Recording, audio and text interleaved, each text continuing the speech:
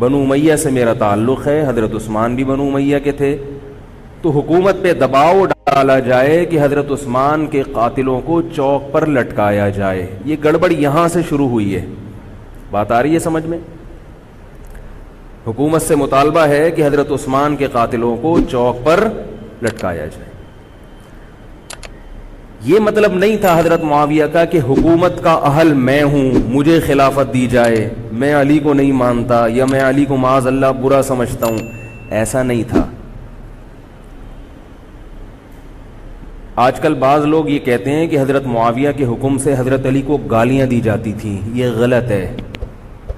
یاد رکھو عربی کے لفظ کا ترجمہ اردو میں، یہ بہت سے لوگ نا ان کو عربی زبان سے ذرا بھی واقفیت نہیں ہے. چھوٹے چھوٹے بچے آ کے بیٹھ گئے ہیں. عربی میں کسی پر اعتراض کرنا، اس کی پالیسیوں کو غلط قرار دینا، اس کو بھی سب و شتم کہا جاتا ہے. اردو میں ہر جگہ اس کا ترجمہ گالیاں نہیں ہوتا. گالیوں کا مطلب تو ہمارے ہاں کچھ اور سمجھا جاتا. آپ کسی پر اعتراض کر رہے ہو، اس کو تو سب و شتم کہا جائے گا. سب و شتم میں گالیاں بھی آتی ہیں، کسی کی پالیسیوں سے اختلاف کرنا، اس کی رائے پر رد کرنا، یہ بھی آتا ہے. لیکن اردو میں گالی کا مطلب برا لفظ ہے. گالی کوئی شریف آدمی نہیں دیتا. خیر، میں یہ عرض کر رہا تھا کہ حضرت عثمان رضی اللہ تعالی عنہ کے قاتلوں سے قصاص کا دعا کریں. میں جلدی سے اس موضوع کو سمیٹ کے آج ختم کر دوں. حضرت عثمان کے قاتلوں سے قصاص لیا جائے. حضرت علی رضی اللہ تعالیٰ عنہ کا موقف یہ تھا کہ مدینہ میں حضرت عثمان کے قاتلوں کا جو ٹولہ ہے وہ اتنا مضبوط ہے کہ اگر میں نے ان سب کو پکڑ پکڑ کے لٹکانا شروع کر دیا تو مدینہ میں امن و امان کی صورتحال خراب ہو جائے گی. حکومت بھی دہشت گردی کے خلاف جب ایکشن لیتی ہے تو یہ سوچتی ہے نا کہ دہشت گردوں میں کتنی پاور ہے، تمیز سے، طریقے سے. اب یہ ایک اختلاف تھا جو بڑھنا شروع ہو گیا. اس اختلاف کے پیچھے نہ حکومت کی لالچ، نہ پیسے کی لالچ، نہ دولت. یہ سب الزامات ہیں اسلام دشمنوں کے جو انہوں نے صحابہ پر لگائے ہیں.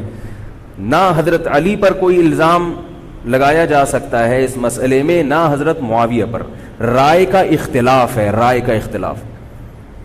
ابتدا میں حضرت معاویہ کے ساتھ بہت سارے صحابہ تھے. میں یہ تو نہیں کہہ رہا زیادہ، بہت سارے صحابہ، جن میں حضرت عائشہ رضی اللہ تعالی عنہا بھی تھی. بعد میں حضرت عائشہ رضی اللہ تعالی عنہا کا موقف تبدیل ہو گیا جب انہوں نے دیکھا کہ اس سے مسئلہ حل ہونے کے بجائے اور بگڑ رہا ہے. تو حضرت معاویہ نے حضرت علی کی بیعت سے انکار کیا. کہا کہ جب تک حضرت عثمان کے قاتلوں کو چوک پہ نہیں لٹکایا جاتا میں آپ کے ہاتھ پہ بیعت کرنے کے لیے تیار نہیں ہوں. یہ حضرت معاویہ کی رائے تھی.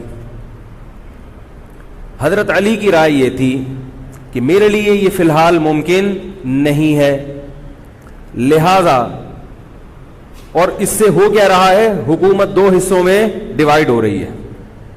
ان کی رائے یہ تھی کہ حضرت معاویہ رضی اللہ تعالی عنہ کو اپنے اس مطالبے سے دستبردار ہو کر میرے ہاتھ پہ بیعت کر لینی چاہیے.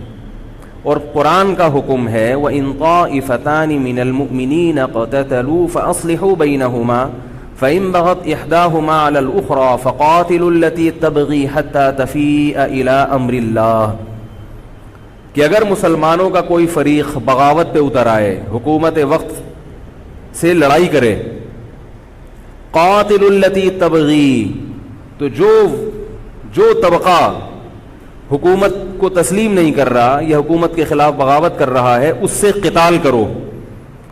حضرت علی کا موقف یہ تھا کہ قرآن مجید کی یہ آیت مجھ سے مطالبہ کر رہی ہے کہ جو لوگ میرے ہاتھ پہ بیعت نہیں ہو رہے جبکہ میری خلافت قائم ہو چکی ہے تو میں مسلمانوں میں تاکہ اختلاف اور انتشار نہ ہو میں اس فریق کو تلوار کے زور سے بیعت کرنے پر مجبور کروں. بات آ رہی ہے سمجھ میں کہ نہیں آ رہی ہے؟ آج تو پولیس بھی نہیں بلا سکتے، موبائل ہی نہیں ہے بھائی، بند پڑے ہوئے، ورنہ میں پولیس بلوا لیتا آج آپ کو بات سمجھانے کے.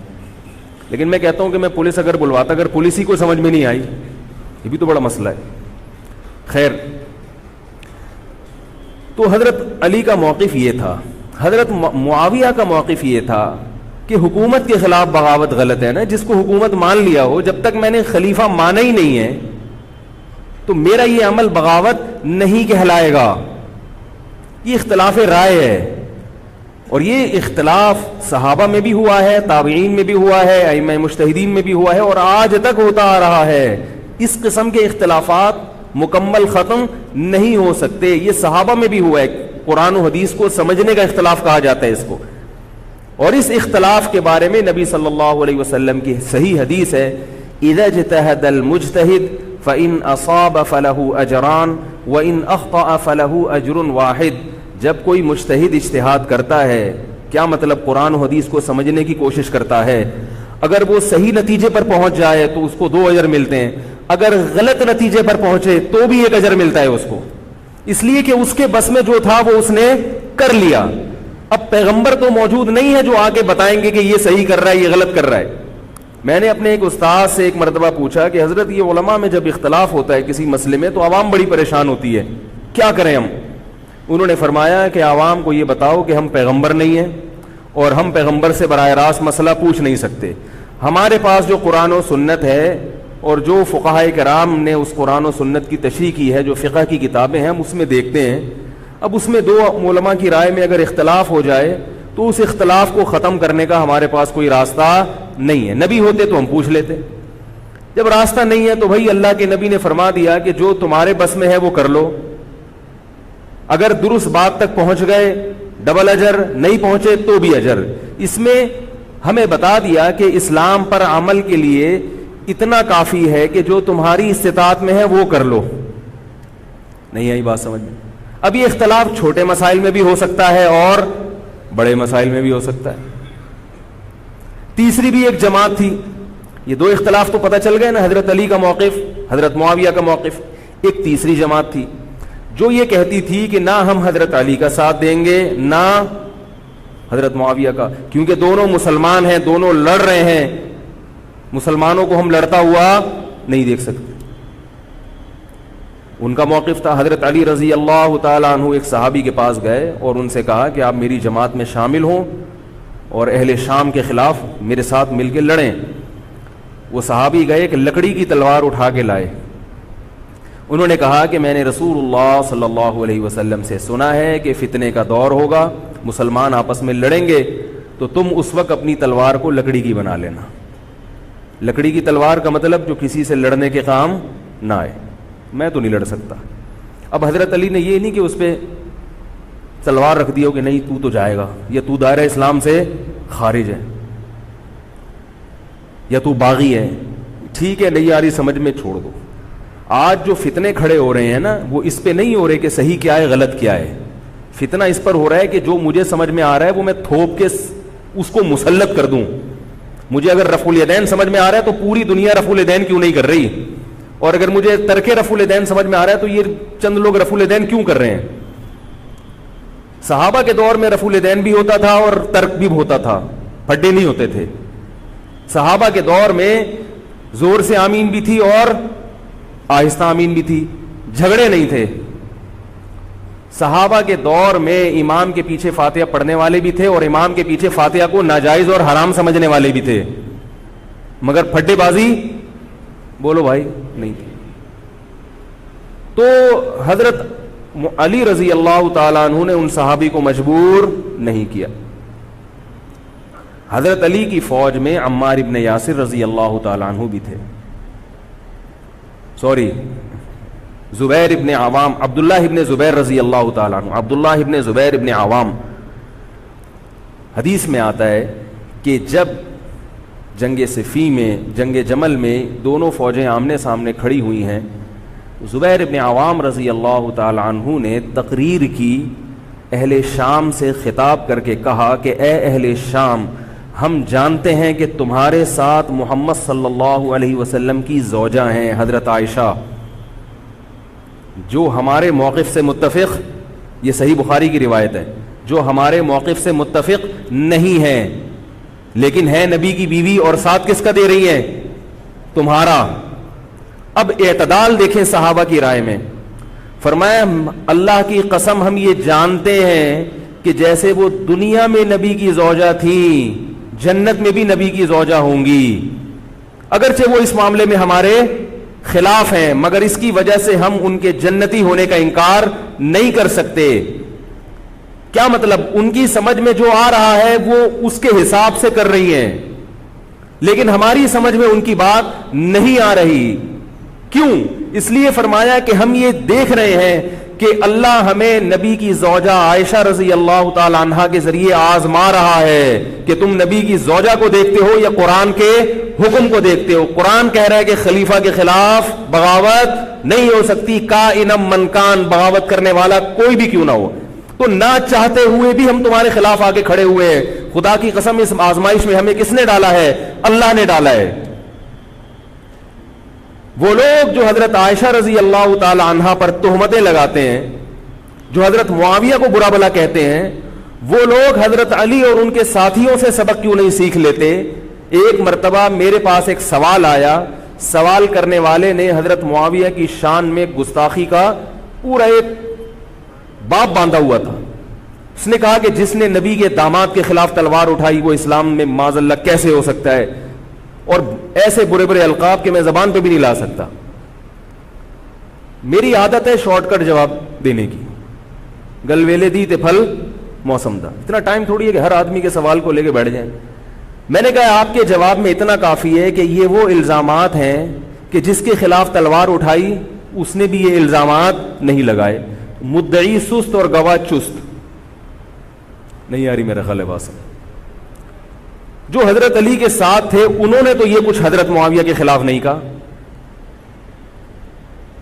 انہوں نے تو وہ تو پھر بھی جنتی مان رہے ہیں، ایک دوسرے کی نماز جنازہ میں شریک ہو رہے ہیں، مال غنیمت کو تقسیم نہیں کر رہے، ایک دوسرے کی عورت پہ ہاتھ نہیں اٹھا رہے، احترام کر رہے ہیں، ایک دوسرے کے پیچھے جنگ ختم ہونے کے بعد نمازیں پڑھی جا رہی ہیں۔ اللہ تعالیٰ نے یہ مثال صحابہ کی قائم کی ہے دنیا کو دکھانے کے لیے کہ ان میں اتنا بڑا اختلاف ہو کہ تلواریں بھی چل جائیں تو وہ اختلاف بھی حدود سے تجاوز نہیں کرتا، اور ہمارے چھوٹے چھوٹے اختلافات میں کیا ایک دوسرے کے خلاف بہتان تراشیاں اور زبان درازیاں ہوتی ہیں۔ تو یہ اختلاف تھا حضرت علی اور حضرت معاویہ کا، جس میں تین فریق تھے۔ ایک حضرت علی تھے، ان کا موقف یہ تھا کہ میرے لیے تلوار اٹھانا واجب ہے۔ حضرت علی کے ساتھ جو لوگ تھے ان کا بھی یہ موقف تھا۔ حضرت معاویہ کا یہ موقف تھا کہ میں باغیوں کی فہرست میں آتا نہیں ہوں۔ کیوں نہیں آتا؟ اس لیے نہیں آتا کہ میں نے خلافت کو تسلیم نہیں کیا، اور ان کے ساتھ بھی صحابہ کرام کی ایک جماعت تھی۔ اور تیسرا موقف، بہت سارے صحابہ یہ تھے جو کہتے تھے ہم کسی کا ساتھ نہیں دیں گے، دونوں طرف مسلمان ہیں، ہماری تلوار سے کسی مسلمان کا خون ہو ہم یہ برداشت نہیں کر سکتے۔ ہماری رائے یہ ہے، اہل سنت والجماعت کی رائے یہ ہے کہ یہ ان تینوں فریقوں میں جو برحق تھے وہ حضرت علی تھے، کیونکہ حکومت تھی ان کے پاس۔ باقی جو دونوں فریق تھے صحابہ کرام کے، ان سے غلطی ہوئی ہے، مگر یہ غلطی اجتہادی ہے، یہ نفس پرستی والی غلطی، حکومت کی لالچ والی، دولت کی لالچ والی، یا ہٹ دھرمی والی، یا ضد والی غلطی بولو بھائی نہیں ہے۔ یہ وہ غلطی ہے جس کے بارے میں محمد صلی اللہ علیہ وسلم نے فرمایا کہ اگر مجتہد سے غلطی ہوتی ہے تو بھی اس کو اجر ملتا ہے، کیونکہ اللہ نے قرآن میں فرمایا فاتقوا اللہ ما استطعتم، اللہ سے اتنا ڈرو جتنی تم میں استطاعت ہے۔ تو ان کی جتنی سمجھ میں آیا انہوں نے اس حساب سے کیا۔ تو دو جنگیں ہوئی ہیں، جنگ جمل اور جنگ صفین۔ اب ایک اور بات ہے، تاریخی حقیقت ہے کہ دو جنگوں کے بعد حضرت علی رضی اللہ تعالی عنہ کو خوارج نے شہید کر دیا۔ یہ وہی خوارج جو حضرت عثمان کے قاتل تھے، انہوں نے شہید کس کو کیا؟ حضرت علی کو۔ حضرت علی کی شہادت کے بعد حضرت حسن رضی اللہ تعالی عنہ کی 6 مہینے تقریباً خلافت رہی ہے۔ حضرت حسن رضی اللہ تعالی عنہ نے امت میں جوڑ پیدا کرنے کے لیے حضرت معاویہ رضی اللہ تعالی عنہ سے سلو کر لی، اور خلافت سے دستبردار ہو کر حضرت معاویہ کے ہاتھ پر بیعت ہو گئے۔ نہیں آ رہی میرا خیال؟ پولیس کو فون کریں یار، بہت اہم بات ہے یہ، اس کو اچھی طرح سمجھ لیں، اللہ کرے سمجھ میں آ جائے۔ تو جب یہ ہو گیا تو مسئلہ ختم ہو گیا نا. لوگوں نے حضرت حسن سے کہا, یہ میں بالکل مستند روایتیں پیش کر رہا ہوں, اس کے سب کے حوالے ہیں, اور بہت ایسا نہیں ہے کہ تاریخ کی کتابوں کے, یہ احادیث کی کتابوں کے سے پیش کر رہا ہوں. حدیث کا جو معیار ہے وہ تاریخی کتب سے بہت زیادہ ہوتا ہے. لوگوں نے حضرت حسن سے یہ کہا کہ یہ تو عار اور ذلت کی بات ہے کہ آپ کے والد نے جس کے خلاف 2 جنگیں لڑی ہوں, تو آپ اپنے والد کی جس سے دشمنی رہی ہو, بیٹا اس سے بیعت ہو رہا ہے. ہمارے ہاں اس کا تصور ہے. سیاسی لوٹے ہمارے ہاں بہت ہیں, مگر وہ بھی دنیاوی مفاد میں دائیں بائیں لڑکتے ہیں. آخرت کی خاطر کوئی اپنے عہدے سے دستبردار ہو جائے, یہ نہیں ہوتا. حضرت حسن اہل بیت میں سے ہیں. حضرت حسن بیعت ہو گئے کس کے ہاتھ پر؟ حضرت معاویہ. لوگوں نے کہا یہ عار اور ذلت کی بات ہے, تو حضرت حسن کے وہ تاریخی الفاظ ہیں کہ میں دنیا کی ذلت کو جہنم کی آگ پر ترجیح دیتا ہوں. کیا مطلب؟ میں مسلمانوں کو آپس میں لڑتا ہوا نہیں دیکھ سکتا, میں نہیں لڑتا ہوا دیکھ سکتا. اب کوئی اس بیس پر حضرت علی پہ الزام لگائے کہ اس کا مطلب وہ لڑتا ہوا دیکھ سکتے تھے. بھائی ان کا جو موقف تھا, جو ان کی سمجھ میں آیا وہ انہوں نے کیا. حضرت حسن کا موقف اپنے والد کے موقف سے مختلف تھا, یہ اختلاف رائے ہو سکتا ہے. ان کا موقف یہ تھا کہ بھئی حضرت معاویہ حکومت کے اہل ہوں یا نہ ہوں یہ ایک الگ بحث ہے, اگر میں ان کے مقابلے میں متوازی حکومت قائم کروں گا تو پھر مطالبہ ہوگا حضرت عثمان کے قاتل سے قصاص, جو کہ ممکن نہیں ہے, اور پھر یہ لڑائی آگے چلے گی. بہتر ہے کہ دستبردار ہو جاؤ کہ حضرت آپ ہمارے خلیفہ ہیں, آپ ہمارے امیر ہیں. نبی صلی اللہ علیہ وسلم اس کی پیشگوئی پہلے کر چکے تھے. حضرت حسن رضی اللہ تعالیٰ عنہ کے بارے میں فرما چکے تھے کہ اللہ میرے اس بیٹے کے ذریعے مسلمانوں کے 2 فریق میں صلح پیدا کریں. تو جو اہل بیت سے محبت کرنے والے لوگ ہیں ان کو بھی چاہیے کہ کوئی ایسا کام نہ کریں جس سے مسلمانوں میں دوبارہ سے اختلاف اور انتشار پیدا ہو جائے. جوڑ کی اہمیت شریعت میں زیادہ ہے.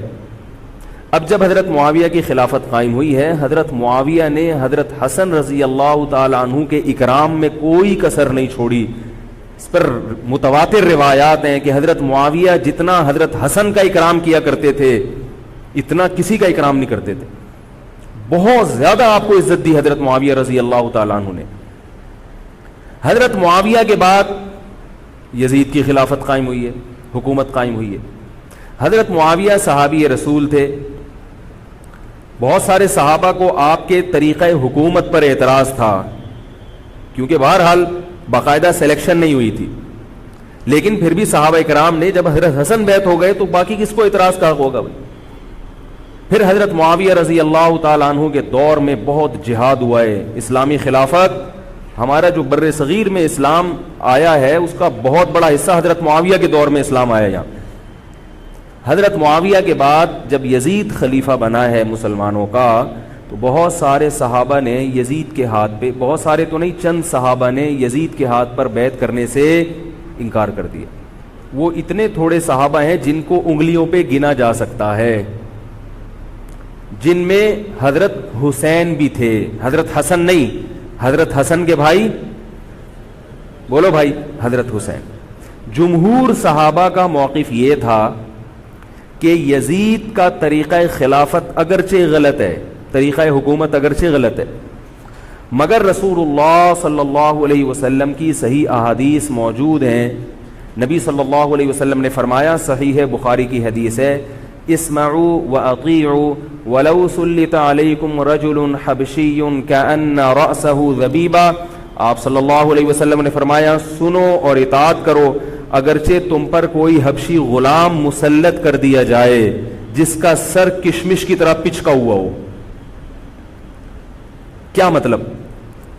سلیکشن نہیں ہوئی بلکہ زبردستی مسلط ہو گیا کسی بھی طرح سے, اور جو مسلط ہوا وہ کسی بھی لحاظ سے حکومت کرنے کا اہل نہیں ہے, غلام ہے. غلام کبھی بھی حکومت کا اہل نہیں ہوتا, اور غلام بھی حبشی, کالا کلوٹا, گوروں سے جس کو ویسے ہی تبھی نفرت ہو, بھائی ہم سارے سفید ہیں اور یہ ایک بلیک کہاں سے آ گیا دوسری قوم کا آدمی. انسان دوسری قوم کے آدمی کو قبول نہیں کرتا, قوم بھی دوسری, اور فرمایا شکل بھی اچھی نہیں ہے. بھائی حاکم کم از کم شکل کا اچھا ہو تو اطاعت کرتے ہوئے مزہ آتا ہے, شکل بھی اچھی نہ ہو تو آدمی کہتا ہے یار اس کی مانوں میں. عجیب سا ہے یہ فطرت ہے انسان کی. لوگ کوشش کرتے ہیں امام لائیں تو شکل بھی اچھی ہو اس کی, یہ کوشش کرتے ہیں لوگ. امام میں پتہ نہیں کیا کیا دیکھ رہے ہوتے ہیں.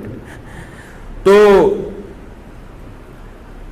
کیا ہے, شکل بھی اچھی نہیں ہے اور عقل بھی نہیں ہے, سر پچکا ہوا ہے کس کی طرح, کشمش کی طرح. صحیح ہے بخاری کی حدیث. مطلب یہ کہ کسی بھی لحاظ سے نہ لک وائز اچھا لگ رہا ہے آپ کو, نہ اس کے اندر صلاحیتیں ہیں, مگر مسلط ہو گیا, کسی نے بھی مسلط کر دیا, تو آپ نے فرمایا اب اس کے خلاف بغاوت نہیں کرنی, اس کی اطاعت کرنی ہے. آپ کہیں گے یہ کیسا حکم ہے بھائی اسلام کا, ایک آدمی نا اہل ہے مگر اس کی مان کے چلو تو مروا دے گا. یہ اس لیے اسلام نے حکم دیا ہے کہ اس کے پاس پاور تھی تو مسلط ہوا ہے نا. کیا خیال ہے بھائی؟ تو اب جب اس کے خلاف چلو گے تو اس سے وہ ہٹنے والا نہیں ہے, وہ خون خرابہ کر دے گا, قتل و غارت کرے گا اور فساد پیدا کر دے گا وہ. کیونکہ اگر وہ کمزور ہوتا تو خلیفہ بنتا نہیں. وہ خلیفہ کی, حاکم کی ڈیفینیشن کیا ہے؟ جس کے پاس قوت نافذہ ہو. ایک دن ایک صاحب کہنے لگے مسلم لیگ کے دور میں, جنرل مشرف کے دور میں اس کو نہیں مانتا, میں اس کو نہیں مانتا. میں نے کہا آپ کے ماننے نہ ماننے سے کچھ نہیں ہوتا, وہ مسلط ہو گیا ہے, جس طریقے ہیلی کاپٹر سے آیا ہو یا فرشتے اس کو لائے ہوں. کیونکہ حاکم کی جو ڈیفینیشن ہے کہ جس کے پاس قوت نافذہ ہو. قوت نافذہ اردو کا گاڑا لفظ ہے. قوت نافذہ کہتے ہیں کہ جب وہ کچھ کہتا ہو تو کر کے دکھا سکتا ہو, چاہے فوج کے ذریعے, چاہے پولیس کے ذریعے, چاہے کسی بھی طریقے. ایک آدمی کو پوری قوم نے سلیکٹ کر لیا مگر اس کی سنتا کوئی نہیں ہے, وہ کچھ کہتا ہے تو اس کے منہ سے الفاظ نکل کے ہوا میں تحلیل ہو جاتے ہیں, چلتی کسی اور کی ہے, وہ جو کہتا ہے کر کے دکھا دیتا ہے. تو اصل حاکم کون ہے؟ جو کہتا ہے اور کر کے دکھا دیتا. اب یہ ایک الگ بحث ہے کہ یہ ظالم ہے, یہ غلط طریقے سے آیا ہے, اس پر بحث ہو سکتی ہے کہ جب یہ غلط طریقے سے آیا ہے تو اس کو قانون کے دائرے میں رہ کے ہٹانے کی کوشش کی جائے. لیکن مسلح بغاوت کرنا, اس کے خلاف بندوق اٹھانا, اس کے خلاف تلوار اٹھانا, اس کی شریعت نے اجازت نہیں دی. میں یہ نہیں کہہ رہا کہ اس کی مخالفت کی اجازت نہیں دی. نبی صلی اللہ علیہ وسلم نے فرمایا سب سے بہترین جہاد ظالم بادشاہ کے سامنے حق بات کہنا ہے. کہنے کی حد تک آپ کو مخالفت کی اجازت ہے کہ بھائی یہ جو وزیر اعظم کا بیان آیا ہے یہ بیان ملک کا بیڑا غرق کر دے گا, ان کی پالیسیاں صحیح, جیسے آج کل ہو رہا ہے کہ اخباروں میں کالم نگار اپنی اپنی رائے لکھتے ہیں حکمرانوں کے بارے میں, لکھنے کی حد تک, بولنے کی حد تک ہے. آپ مسلح دستہ لے کے بغاوت کرنے پر آ جائیں, اس کی شریعت نے اجازت, بول لو بھائی کچھ نہیں ہوتا. یہ قرآن اور سنت سے بات ثابت ہے, اس کی شریعت نے اجازت نہیں دی ہے. کیونکہ آپ یہ کریں گے تو اللہ نے دنیا کو اسباب کے ساتھ جوڑا ہوا ہے. آپ کے پاس کچھ بھی نہیں ہے, نہ آپ کے پاس ٹینک ہے, نہ آپ کے پاس آرمی ہے, نہ آپ کے پاس پولیس ہے, آپ کے پاس صرف جذبہ ہے. خالی جذبہ اگر کارآمد ہوتا تو نوح علیہ الصلوۃ والسلام اور آپ کے ساتھ جو 40 افراد تھے ان میں بہت جذبہ تھا, مگر ایک طرف پوری دنیا تھی. اللہ نے جہاد کا حکم نہیں دیا. اللہ تعالیٰ نے اس دنیا کو صرف جذبات کے ساتھ یا ایمان کے ساتھ منسلک نہیں کیا, اس دنیا کو دارالاسباب بنایا ہے.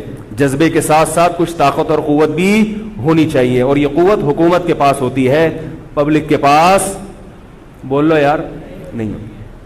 اگر پبلک کے پاس ہے تو وہ بھی حکومت کی پالیسیاں ہوتی ہیں کہ یہ بھی لیاری گینگ رہنے دو تھوڑے دنوں کے لیے, ان لوگوں کے پاس تھوڑا سا کلاشن کوفے رہنے دو, حکومت جب چاہے غائب کر دے. وہ یہ جو کلاشن کوفے لے کے لوگ گھوم رہے ہوتے ہیں نا اور بتا رہے ہوتے ہیں ہم امام مہدی کا لشکر ہیں, یہ سب گورنمنٹ کے لوگ ہوتے ہیں.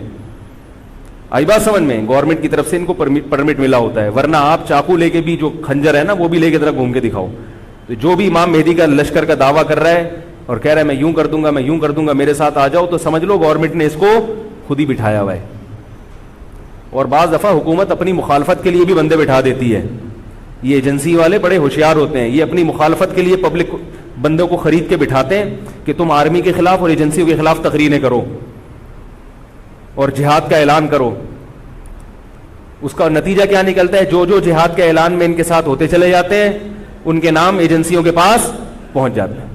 پھر ایجنسیاں کہتی ہیں ابھی ان کو کھل کے جہاد کرنے دو, تاکہ جتنے لوگوں میں اس قسم کے جہاد کے جراثیم ہیں وہ تمام آ جائیں اور ایک ہی دفعہ اسپرے کر کے سب کو نمٹا دیا جائے.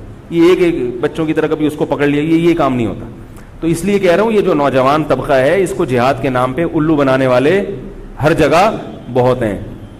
الو ضرور بنو مگر کسی اور عنوان سے بن جاؤ, جہاد کے نام پہ الو نہ بنو, کیونکہ کسی اور عنوان سے الو بنو گے اتنا نقصان نہیں ہوگا. اس عنوان سے الو بنو گے تو بڑا بیڑا غرق ہو جائے گا, جیسے کہ بہت سو کا بیچاروں کا ہو چکا ہے. تو میں یہ عرض کر رہا تھا کہ نبی صلی اللہ علیہ وسلم کی صحیح حدیث ہے, اسی طرح صحیح مسلم کی حدیث ہے, آپ صلی اللہ علیہ وسلم نے حاکم کی اطاعت کا حکم دیا. صحابہ نے عرض کیا یا رسول اللہ اگر وہ ہم پہ ظلم کرے تو بھی بغاوت نہ کریں. آپ نے فرمایا وَإِن ضَرَبُوا ظَهْرَكَ, اگرچہ وہ تمہاری پیٹھ پہ کوڑے مارے, ایسا ظالم ہو, پھر بھی بغاوت. یہ میں نہیں کہہ رہا, یہ محمد صلی اللہ علیہ وسلم کے الفاظ ہیں. کیوں؟ اس لیے کہ آپ صلی اللہ علیہ وسلم نے اتحاد پہ زیادہ زور لگایا ہے. بھائی حکومت ایک ہوگی جیسی مرضی لنگڑی لولی ہو, مگر مسلمان کی جو ایک یونائٹی ہے, جو ایک اتحاد ہے, وہ تو برقرار رہے گا نا. اگر آپ کمزور ہو گئے تو کتنا مرضی ایمان ہو, کمزور آدمی دنیا میں کہیں بھی نہیں پنپ سکتا. تبھی میں کہتا ہوں پاکستان کی قدر کرو, جیسا مرضی ہے, ایک مضبوط آرمی تو ہے نا, ایٹم بم تو ہے, جیسی مرضی آرمی ہو, لیکن ہے تو نا. اگر یہ ختم ہو گئی اور نیک نیک لوگ آ گئے مگر اتنے پاورفل نہ ہوئے, وہ آپ کو انڈیا سے نہیں بچا سکتے, وہ آپ کو امریکہ کے شر سے نہیں بچا سکتے, کیونکہ اس وقت پوری دنیا پاکستان کی دشمن ہوئی ہوئی ہے سوائے چند ممالک کے. اور وہ جو ملک بچا ہوا ہے یہ میرے اور آپ کی تقریروں سے نہیں بچا ہوا, یہ ایٹم بم سے بچا ہوا ہے. اللہ نے دنیا کو اسباب کے ساتھ جوڑ دیا ہے, ایٹم بم بھی ہے اور پھر ایمان کی طاقت بھی ہے کسی حد تک, جو کہ بہت ہی شارٹ ہو گئی ہے ایمان کی طاقت. تو دونوں چیزیں چلتی ہیں ساتھ, صرف بم بھی کافی نہیں ہے. اللہ نے فرمایا اگر تم تقوی اختیار کرو گے تو اللہ تمہاری مدد کرے گا, ورنہ نہیں کرے گا. تو دونوں چیزیں ضروری ہیں.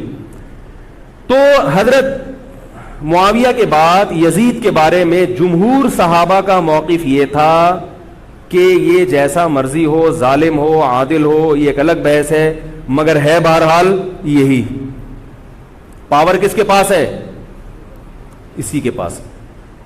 حضرت حسین رضی اللہ تعالیٰ عنہ کا موقف یہ تھا کہ میں یزید جیسے آدمی کے ہاتھ پر بیعت کرنے کے لیے تیار. بولو بھائی, نہیں, میں نہیں بیعت کرتا اس کے ہاتھ, کیونکہ یزید کے بارے میں خبریں تھیں, بعض کہتے تھے شراب پیتا ہے. حضرت مفتی محمد تقی عثمانی صاحب کا انہوں نے فرمایا ہے کہ کسی مستند روایت سے ثابت نہیں ہے شراب پینا. روایتیں ہیں مگر کوئی اوتھینٹک روایت نہیں ہے.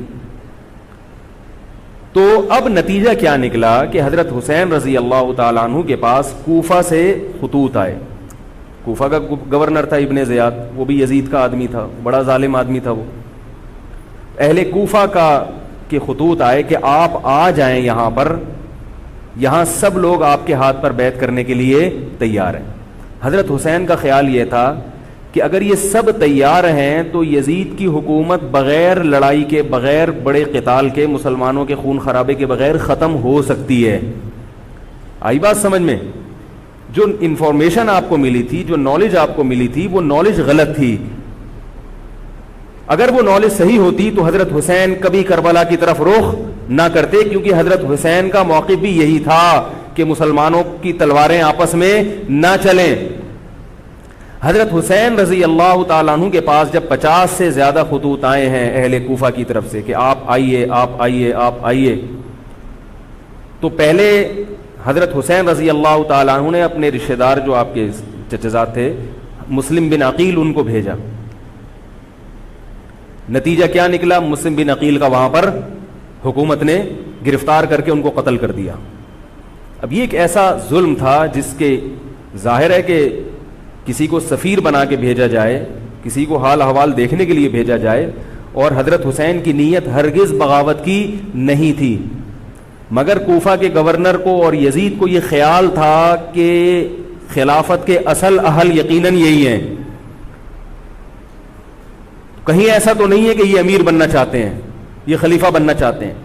ایک خوف اس کے دل میں بیٹھ گیا تھا, ایک لاشعور میں خوف ہوتا ہے نا, انسان کے دل میں بیٹھ جاتا ہے کہ آپ 100 دفعہ بھی کہیں بھی میری یہ نیت نہیں ہے, مگر وہ ڈر رہا ہوتا ہے کہ یار یہ کچھ کر نہ لیں. تو جب مسلم بن عقیل کو شہید کیا گیا, حضرت حسین رضی اللہ تعالی عنہ جا چکے تھے.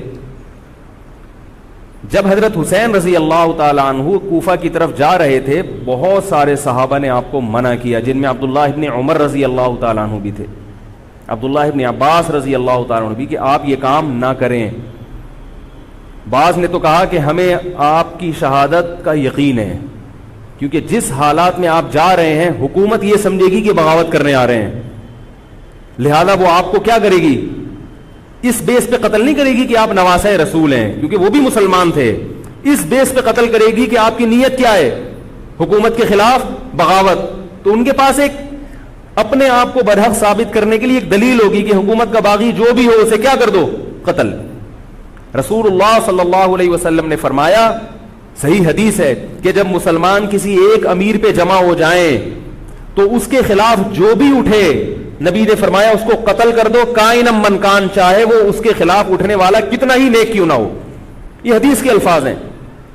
حضرت حسین کا موقف یہ تھا کہ میں نے ابھی تک یزید کی خلافت اور حکومت کو تسلیم نہیں کیا, لہذا میں اس وعید میں داخل نہیں ہوں.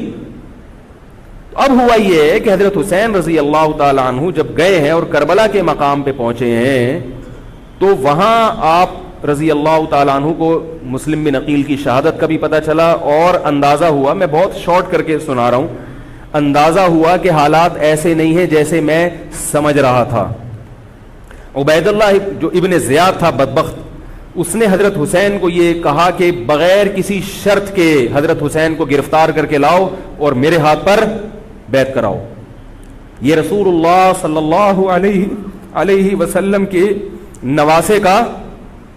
نواسے کی توہین تھی کہ آپ صلی اللہ علیہ وسلم کے نواسے ہیں اور ان کے ساتھ ایسے معاملہ کیا جائے جیسے ایک عام شخص کے ساتھ معاملہ کرتے ہیں. ان کو گرفتار کر کے معاذ اللہ گھسیٹ کے لاؤ اور میرے ہاتھ پر بیعت پر کیا کرو, ان کو مجبور کرو.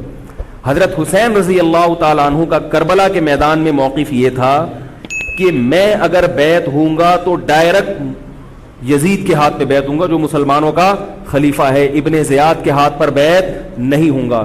یہ بھی اس تاریخ کا ایک اہم پہلو ہے کہ حضرت حسین نے کوفہ جانے کا ارادہ ترک کر دیا اور کربلا سے شام جانے کا آپ رضی اللہ تعالیٰ عنہ نے ارادہ کر لیا.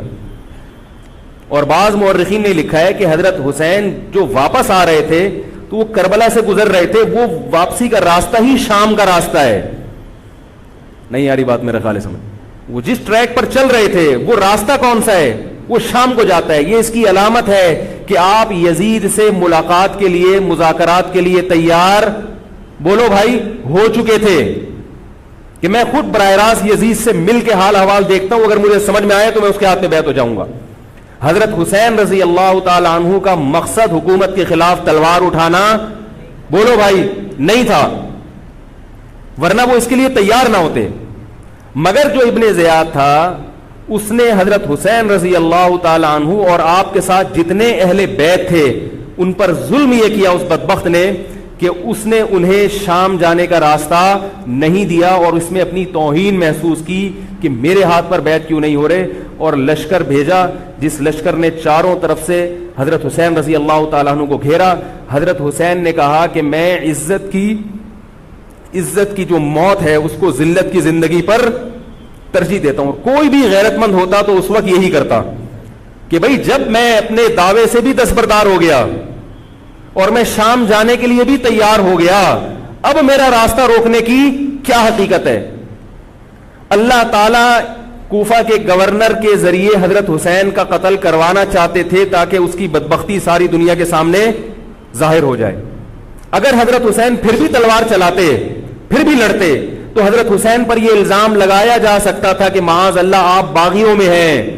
تو اللہ تعالیٰ نے اپنے نبی کے نواسے کو اس الزام سے محفوظ رکھا اور آپ نے لڑائی کا ارادہ ترک کر دیا. حضرت حسین نے کربلا کے میدان میں جو لڑائی لڑی ہے وہ اقدامی لڑائی نہیں تھی, وہ دفاعی لڑائی تھی. دیکھو جب حکومت آپ کو گھیر لے چاروں طرف سے, آپ کہیں ٹھیک ہے بھائی میں لڑائی سے دستبردار ہوتا ہوں, مجھے میرے گھر جانے دو. حضرت حسین کا ایک مطالبہ یہ بھی تھا کہ یا تو مجھے واپس جانے دو مدینہ, میں جہاں سے آیا ہوں وہیں جا رہا ہوں واپس, مکہ جانے دو یا مدینہ جانے دو.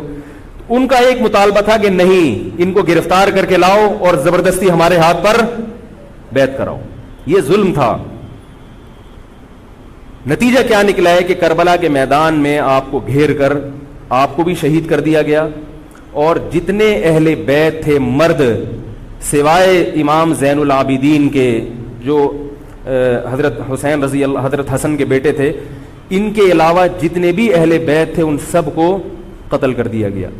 اور یہ اسلامی تاریخ پر ایک بدنما داغ ہے یہ واقعہ کہ ایک اسلامی حکومت تھی اور اس کے اسلامی حکمران تھے، اور ان حکمرانوں کے ہاتھوں محمد صلی اللہ علیہ وسلم کے نواسے کا سر جو ہے وہ گردن اڑائی گئی ہے. مجھ سے خدا کی قسم یہ الفاظ ادا نہیں ہو رہے، میں اپنے جذبات پہ بہت زیادہ کنٹرول کر رہا ہوں. وہ منظر کیا ہوگا کہ جب نبی صلی اللہ علیہ وسلم کے نواسے، آپ صلی اللہ علیہ وسلم کے نواسے کی گردن اڑائی گئی ہوگی. تو یہ بہت ایک اسلامی تاریخ میں ایک بدترین واقعہ ہے. لیکن بات یہ ہے کہ جب یہ واقعہ ہو گیا اور قتل کر دیا گیا، باقی جتنے بھی جو زندہ بچے تھے اہل بیت وہ یزید کے پاس لے جائے گئے.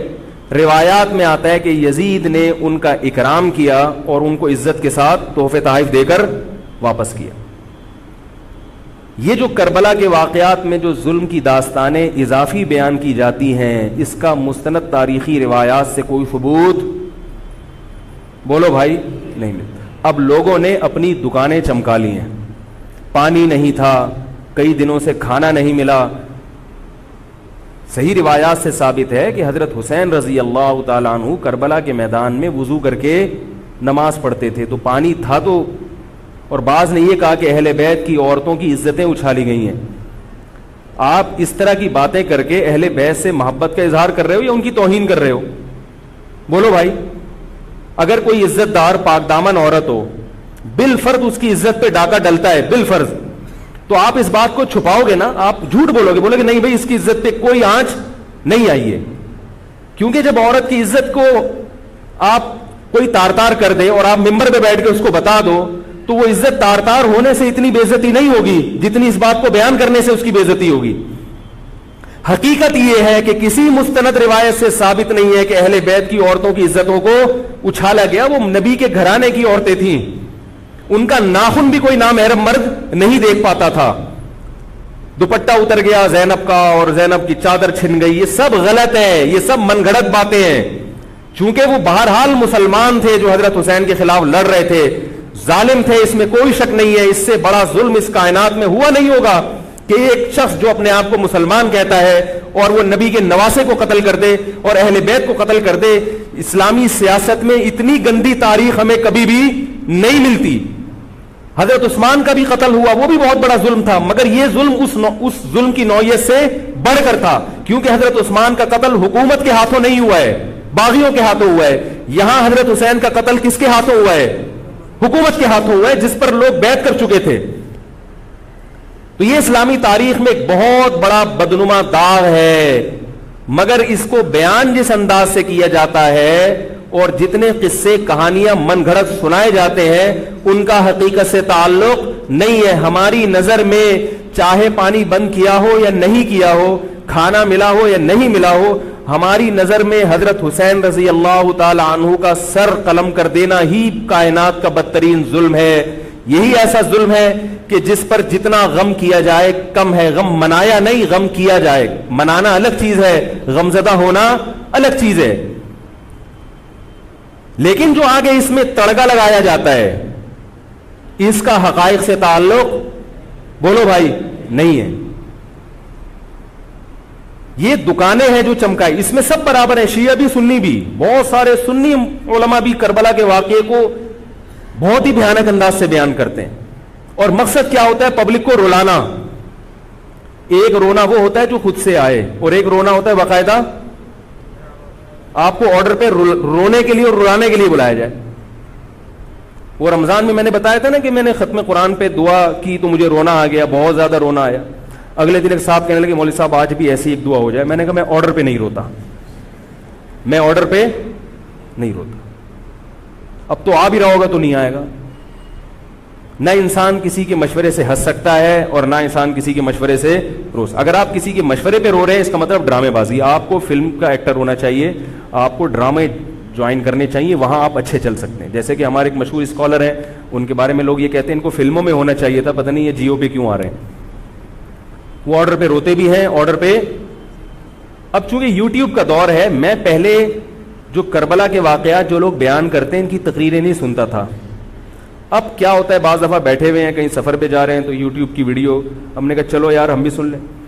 ایسی چہک چہک کے منہ بنا بنا کے گھما گھما کے تقریریں ہوتی ہیں, لگتا ہے کہ یہ باقاعدہ ایک ڈرامہ ہے, اداکار ہے, فنکار ہے, جس کو ڈرامے بازی کے لیے یہاں یہ حضرت حسین کی شہادت کو کیش کرا رہے ہیں. یہ حضرت حسین سے محبت کرنے والے نہیں ہیں, یہ ان کی شہادت کو دیکھو. اس کی مثال ایسے جیسے کوئی محلے میں مر گیا, کسی سیٹھ کا بیٹا مرا, اب آپ کو سیٹھ سے قرضہ چاہیے تو سب سے زیادہ آپ رو گے نا, تاکہ سیٹھ صاحب سمجھیں کہ محبت سب سے زیادہ کس کو ہے, آپ کو. تو آپ اس کی بیٹے کی موت کو کیا کرا رہے ہو, کیش کرا رہے ہو. بعض لوگ کسی کی شہادت کو کیش کراتے ہیں, کسی پہ ظلم کو کیش کراتے ہیں. تو میں پھر عرض کروں کہ بہت بدترین واقعہ ہے. حضرت حسین رضی اللہ تعالیٰ عنہ کا سر لے جایا گیا یزید کے پاس. یزید بدبخت نے چھڑی سے آپ کے ہونٹوں کو چھوا. وہاں صحابی رسول نے فرمایا کہ ایسا مت کرو. فرمایا اللہ کی قسم میں نے ان ہونٹوں پہ بارہا محمد صلی اللہ علیہ وسلم کے ہونٹ رکھے ہوئے دیکھا ہے. بارہا میں نے دیکھا ہے کہ محمد صلی اللہ علیہ وسلم نے ان ہونٹوں کا بوسہ لیا ہے. بارہا میں نے دیکھا ہے.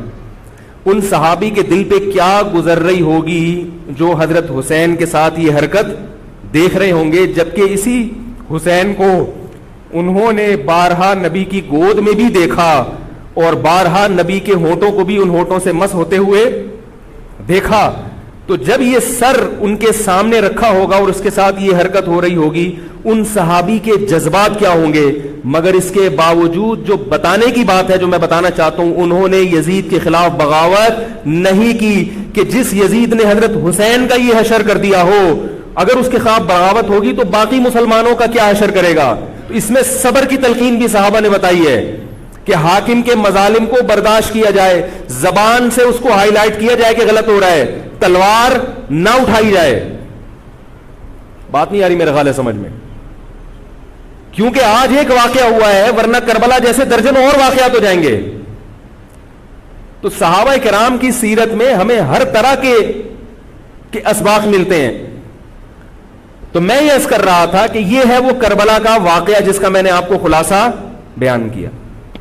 اس کے بعد کیا ہوا ہے کہ یہ جو بنو امیہ کی حکومت تھی, اس کی وہ ویلیو صحابہ کرام کے دل میں نہ رہی جو پہلے کسی حد تک برقرار تھی. یہ بہت ایک حکومت کے خلاف لوگوں کے دل میں بغض پیدا ہو گیا اور بالآخر بغاوتیں شروع ہوئیں. لیکن جمہور صحابہ کا موقف پھر بھی یہی تھا کہ حکومت کے خلاف بغاوت جائز, بولو بھائی, نہیں. اور اسی طرح کے ظالم لوگ آتے رہے اور انہی کی اولادوں میں بنو امیہ میں اللہ نے پھر عمر ابن عبدالعزیز کو پیدا کیا.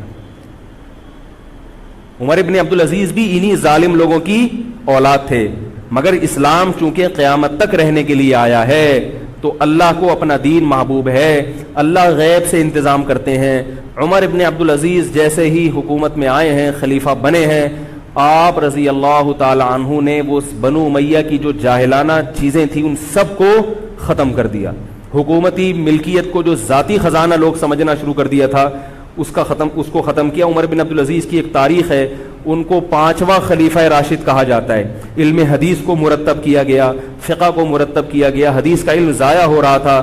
آپ نے حکم دیا کہ اکتب ما کان من حدیث رسول اللہ صلی اللہ علیہ وسلم فإنی اخاف ضیاع العلم والعلماء. فرمایا مجھے علم اور علماء کے ضائع ہونے کا خطرہ ہے, محمد صلی اللہ علیہ وسلم کی حدیثوں کو ریٹن فارم میں لایا جائے. تو باقاعدہ پھر حدیث کو باقاعدہ جمع کیا گیا کتابوں کی شکل میں, اور آج ہمارے پاس وہ حدیث محفوظ ہیں. فقہائے کرام کا دور آیا تو اللہ تعالیٰ نے حضرت عمر بن عبدالعزیز کے دور میں امت کو الحمدللہ دوبارہ جمع کر دیا. عمر بن عبدالعزیز کے بعد پھر بغاوتیں ہوئیں, بالآخر بنو امیہ کی حکومت کا خاتمہ ہوا, بنو عباس کی حکومت آئی, مگر بنو عباس کی حکومت آنے سے بنو امیہ کی حکومت مکمل ختم نہیں ہوئی. وہی ہوا کہ آپ نے اچھی نیت سے بغاوت کی مگر اس کا نقصان زیادہ. وہ کیا ہوا, بنو امیہ بھاگ گئے, اندلس میں حکومت قائم کر لی, اور ادھر بنو عباس کی. تو یہ تاریخ میں پہلا واقعہ تھا کہ اسلامی خلافت دو حصوں میں ڈیوائیڈ ہو گئی. اس کے بعد آج تک ایک جگہ مسلمان جمع نہیں ہو سکے. کیوں؟ مسلمانوں نے اس حدیث کی مخالفت کی کہ امیر کے خلاف بغاوت بولو بھائی نہیں کرو. اب میں آپ سے ایک بات کہتا ہوں کہ بالآخر ڈیوائیڈ ہوتے ہوتے ہوتے ہوتے آج پتہ نہیں کتنے سارے اسلامی ملک بن گئے. پاکستان میں الگ ہے, سعودی عرب کی پالیسیاں الگ ہیں, دبئی الگ چل رہا ہے, قطر اور سعودیہ کا پھڈا ختم نہیں ہو رہا. 1920 تک تو پھر بھی خلافت عثمانیہ تھی, اگرچہ پوری دنیا پہ نہیں تھی. ہندوستان میں الگ حکومت تھی, خلافت عثمانیہ الگ تھی, اندلس میں الگ حکومت تھی, مگر پھر بھی مسلمانوں کی 3-4 بڑی بڑی حکومتیں تھیں جو ایک اور کسی حد تک ان میں اتحاد تھا. 1920 میں وہ بھی ختم, اور اتنے سارے ممالک وجود میں آ گئے, سب کی الگ الگ پالیسیاں ہیں. اب جو آدمی خلافت کے نام پہ جہاد کی بات کرتا ہے وہ لوگوں کو ایک امیر پہ جمع نہیں کرے گا. جتنے ملک بن چکے ہیں نا, ان کو مزید توڑ کے, اگر یہ 20 ہیں تو 40 بنا دے گا ان کو. بہت مشکل ہے سمجھانا بھائی. اب اگر کوئی کہتا ہے نا ظالم حاکم کے خلاف تحریک چلاؤ, آؤ ہمارے ساتھ مسلح بغاوت میں شامل ہو, ہم حکومت کے خلاف تلوار اٹھائیں گے, تو نتیجہ کیا نکلے گا؟ یہ سارے مل کے ایک امیر نہیں بن جائیں گے. یہ اگر 20 ہے نا تو کتنے ہو جائیں گے؟ بولو بھائی 40. جیسے جو جماعت المسلمین بنی نا کہ 4 فقہ ہیں, حنفی, شافعی, مالکی, ہم بھی ہم نہیں مانتے, تو سب کو ختم کرو, ایک بناؤ. تو اس ایک بننے سے یہ ختم نہیں ہوئے, بلکہ 4 کے بعد کتنے ہو گئے؟ 5 ہو گئے. نہیں آ رہی بات میرا خیال؟ آ رہی ہے الحمدللہ. اور بھی جو بھی اس کی باتیں کر رہے ہیں نا, امت کو اتحاد کے لیے آ جاؤ, میرے پاس آ جاؤ, تو وہ 6 بنا رہا ہے, 7واں بنا رہا ہے, پھر 8واں بنا رہا ہے, ایسے بنتے چلے جا رہے ہیں. او بھائی جو ہے وہاں بریک لگا دو, اللہ کا واسطہ روک دو ان کو, کوئی بات نہیں, 4 ہیں, جو جس کو فالو کرے ٹھیک ہے, کچھ نہیں ہوتا اس سے, ہمیشہ سے چلے آ رہے ہیں.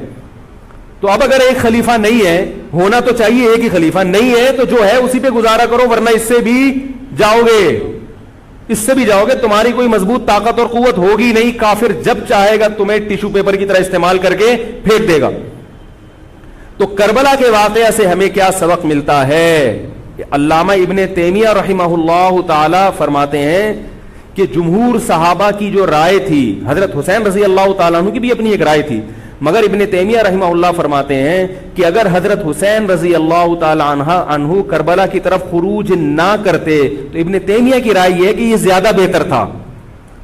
اب آپ کہیں گے کہ صحابی رسول کی رائے سے اختلاف کر رہے ہیں, نہ, وہ کہہ رہے ہیں وہ جو جمہور صحابہ تھے جو حضرت حسین کو منع کر رہے تھے وہ بھی تو صحابہ تھے. حضرت حسن بھی تو صحابی تھے. حضرت حسن نے حضرت معاویہ کے خلاف لڑائی نہیں لڑی. تو صحابہ کی 2 رائے تھی, جمہور ایک طرف تھے. تو فرماتے ہیں اگر یہ نہ ہوتا تو زیادہ بہتر تھا. لیکن حضرت حسین رضی اللہ تعالی عنہ کے بارے میں ہمارا موقف یہ ہے کہ وہ یہ سب کچھ اس وقت کے جو حالات تھے اس میں کوئی بھی ہوتا اور غیرت مند ہوتا تو وہ یہ کرنے پر مجبور تھا. اور اس میں دھوکہ کس نے دیا حضرت حسین کو؟ اہل کوفہ نے, جس کا حضرت حسین کو علم نہیں ہو سکا. اب میں آپ سے ایک بات عرض کر رہا ہوں, یہ تو میں نے کربلا کی تاریخ کا آپ کو خلاصہ بیان کیا ہے. اس میں جو میں نے ایک دعویٰ کیا کہ اس میں مظالم جو بیان کیے جاتے ہیں اس میں غلو ہے بہت, اس غلو کی ایک دلیل گل ویلے دی تے پھل موسم دا. اب میں آپ کو تاریخی کتابوں کے حوالے دوں, وہ بہت لمبی بات ہوگی, اس میں بہت تضاد ہے. آپ یہ جو خطیب ہے نا جو کربلا کے مظالم بیان کرتے ہیں, ان خطیبوں کے بیان سنیں, ہر آدمی کا بیان دوسرے سے مختلف ہوگا. یہ خود اس کی علامت ہے, یہ کسی ایک بات پر ٹکنے کے لیے تیار نہیں ہے. ان کا مقصد ہے رونا اور پبلک کو رلانا. رونے کا اپنا ایک مزہ ہے. آپ کہیں گے بھائی رلانے میں کیا ملتا ہے؟ بھائی جیسے ہنسنے کا مزہ ہے ایسے ہی آرڈر پہ باقاعدہ رونے کا بھی ایک تو رونا غم سے ہو رہا ہوتا ہے, اس میں مزہ نہیں آتا. ایک آرڈر پہ جب انسان روتا ہے اس کا اپنا ایک مزہ ہے. تو اللہ کے بندو, حضرت حسین کی شہادت کو کیش مت کراؤ. صحابہ کرام پہ جو مظالم ہوئے ہیں ان کو آپ اپنی ذات کو چمکانے کا اور اپنی دکانداری کا ذریعہ نہ بنائیں, چاہے کوئی سنی ہو یا شیعہ ہو. بعض سنی لوگ بھی بے وقت تڑکا لگاتے ہیں اس میں, تو ایسا نہیں ہے. اس بارے میں نے جو اسٹڈی کی ہے, مطالعہ کیا ہے, سب سے زیادہ مضبوط تحریر, سب سے زیادہ مضبوط موقف حضرت مفتی محمد تقی عثمانی صاحب دامت برکاتہم کا ہے. حضرت مفتی محمد تقی عثمانی صاحب دامت برکاتہم کی شخصیت ایسی ہے، دیکھو جو مولوی ہوتا ہے نا وہ مولویوں کو سمجھتا ہے، پبلک نہیں سمجھتی. ڈاکٹر کو پتا ہے نا کہ کون سا ڈاکٹر اچھا ہے کون سا گڑبڑ ہے. عام آدمی تو اس کو اچھا سمجھیں گے جو لوگوں کو الو بنا رہا ہے. پبلک کو نہیں پتا ہوتا کہ کس میں کتنا دم ہے. او بھائی سونار کو پتا ہوگا نا کہ یہ اصلی سونا ہے یا ہمارے ایک جاننے والے ہیں کباڑ، وہ دھات پہ ہاتھ رکھ کے بتاتے ہیں پیتل ہے، سونا ہے، تانبا ہے، لوہا ہے، ہاتھ رکھ کے بتا دے گا. حالانکہ اس نے کسی یونیورسٹی سے کوئی کورس نہیں کیا، نہ کوئی سائنسدان ہے. وہ کام کیا ہے کباڑ کا، ساری زندگی یہی کام کیا ہے. تو جو مولوی لوگ ہوتے ہیں ان کی ساری زندگی اسی میں گزری ہوتی ہے، پڑھنے پڑھانے میں، بشرطے کہ ہوں بھی مولوی. روحانی علاج والے مولوی نہیں ہوتے، نام کے مولوی ہوتے ہیں. ان کو پڑھنے کے علاوہ دنیا کے سارے کام آتے ہیں. کتابوں سے ان کو نفرت ہوتی ہے، بس جھاڑ پھونک جن چڑیل وہ اسی سے دکانداری چمچاتے ہیں. ہر داڑھی والا ہر پگڑی والا مولوی نہیں ہوتا. تو جو مولوی ہوتا ہے اس کو پتا ہوتا ہے کہ کون سا مولوی کتنے پانی میں ہے. تو میں تو نہیں دعویٰ کرتا کہ میں عالم ہوں، لیکن آپ لوگ تو مجھے مولوی سمجھ کے آئے ہیں نا، عالم سمجھ کے آئے ہیں.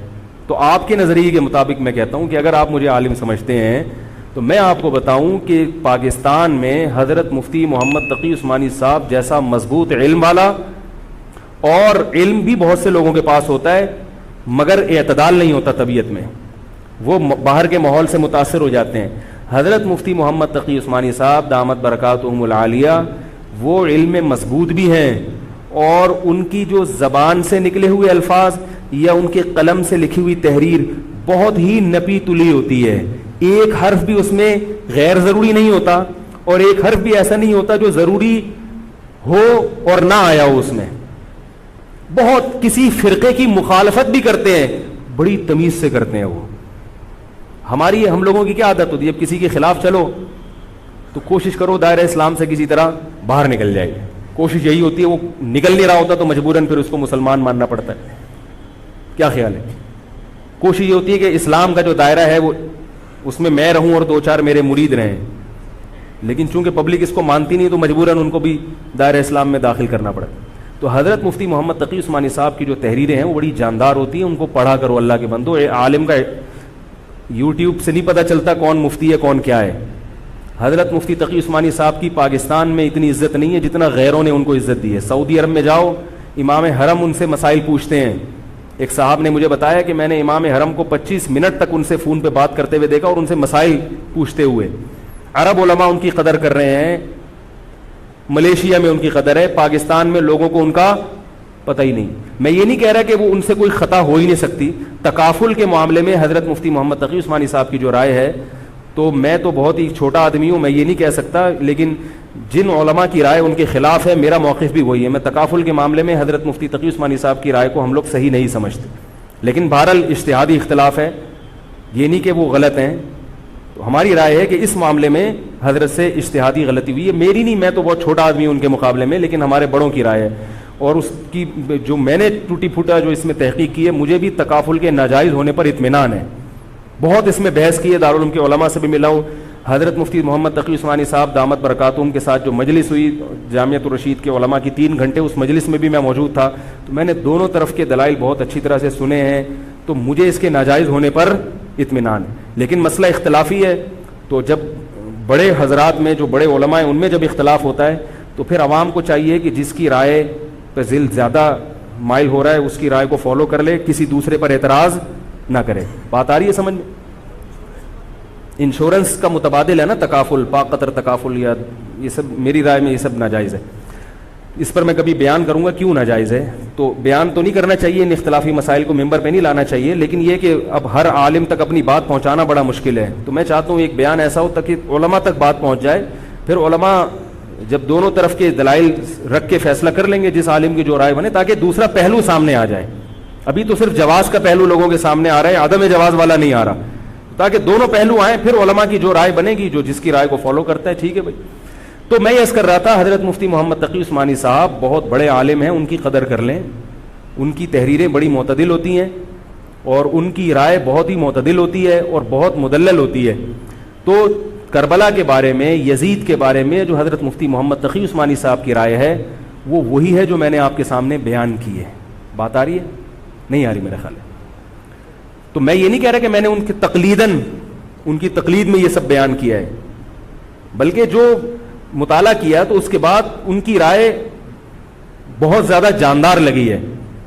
اور یہ جو میں عرض کر رہا ہوں نا کہ یہ جو کربلا کے واقعات بیان کیے جاتے ہیں, ہر خطیب کا بیان دوسرے خطیب سے مختلف ہے. یہ خود اس کی علامت ہے کہ دال میں کچھ کالا کالا ہے, یہ ایک جگہ ٹکتے کیوں نہیں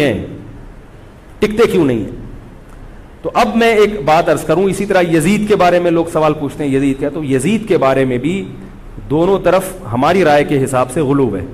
یزید کے دور میں حضرت حسین کا قتل یقیناً ہوا ہے, مگر کسی ایک مستند روایت سے یہ ثابت نہیں کہ یزید نے حکم دیا تھا حضرت حسین کو قتل کرنے کا.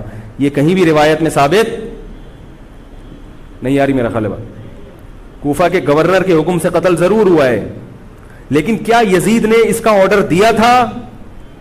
اس کا کسی مستند روایت میں ثبوت بولو بھائی نہیں ملتا. لیکن اس بنیاد پہ یزید کو رحمت اللہ علیہ کہنا یہ بھی غلط ہے. ٹھیک ہے, یزید کے بارے میں کسی مستند روایت سے نہیں ملتا کہ اس نے قتل کا حکم دیا تھا یا قتل کروایا تھا, لیکن قتل ہونے کے بعد یزید نے اس گورنر کے خلاف ایکشن نہیں لیا. حضرت عثمان کے قاتلوں کے بارے میں تو یہ تھا کہ ان کو لٹکایا جائے, حضرت حسین کے قاتلوں کو کیوں نہیں لٹکایا؟ نہیں یاری بات سمجھے. تو یہ جرم بھی ہے کہ حکومت, ممکن ہے یزید کہہ سکتا ہو کہ میرے بس میں نہیں ہے, کہہ سکتا ہو کہ میرے بس میں نہیں ہے. تو بھائی آپ کے بس میں اگر نہیں ہے تو حضرت علی کے بس میں بھی نہیں تھا حضرت عثمان کے قاتلوں سے قصاص لینا. تو اس لیے یزید کو بالکل معصوم قرار دینا یہ بھی غلط ہے. وہ مجرم تھا, لیکن اس کو اتنا لعنتی قرار دے دینا کہ گویا حضرت حسین کو اس نے قتل کرایا تھا, اس کا بھی کسی تاریخی مستند روایت سے ثبوت نہیں ملتا. لہذا صحیح بات یہ ہے کہ نہ لعنت اللہ علیہ کا ہو نہ رحمت اللہ علیہ کا ہو. خام خواہ میں فضول چیزوں میں پڑھنے کی بولو بھائی ضرورت کیا ہے؟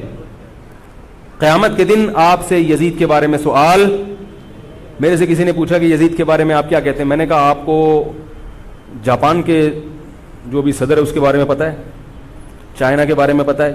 وہ کہہ رہے وہ تو کافر ہیں. میں نے کہا چلو مسلمانوں کے, علامہ اقبال کے بارے میں پوری رپورٹ ہے آپ کے پاس. تاریخ میں لاکھوں شخصیات ایسی ہیں جن کے بارے میں آپ کو نہیں پتا. تو یزید کے بارے میں بھی اگر نہیں پتا ہو تو میرا خیال ہے کوئی پریشان ہونے کی ضرورت نہیں ہے. تو یہ کربلا ایک واقعہ تھا, ایک اسلامی تاریخ میں ایک بدترین واقعہ رونما ہوا اور یہ واقعہ ختم ہو گیا. ہمیں جو قرآن اور سنت نے جس بات کا حکم دیا ہے ہمیں وہ کرنا ہے. بات آ رہی ہے سمجھ میں؟ ہمیں کیا کہا ہے؟ نماز قائم کرنی ہے, اسلام کے 5 ارکان ہیں. کربلا کا واقعہ دنیا میں وجود میں آتا تو بھی 5 نمازیں پڑھنی تھیں, وجود میں نہیں آتا تو بھی 5 نمازیں پڑھنی. باقی حضرت حسین کی شہادت اس لیے بھی ہوئی ہے کہ اللہ کے نبی نے ان کو شہید قرار دے دیا تھا. تو اللہ تعالیٰ نے آپ کو اس منصب تک پہنچانا تھا جس منصب کی گواہی محمد صلی اللہ علیہ وسلم دے چکے.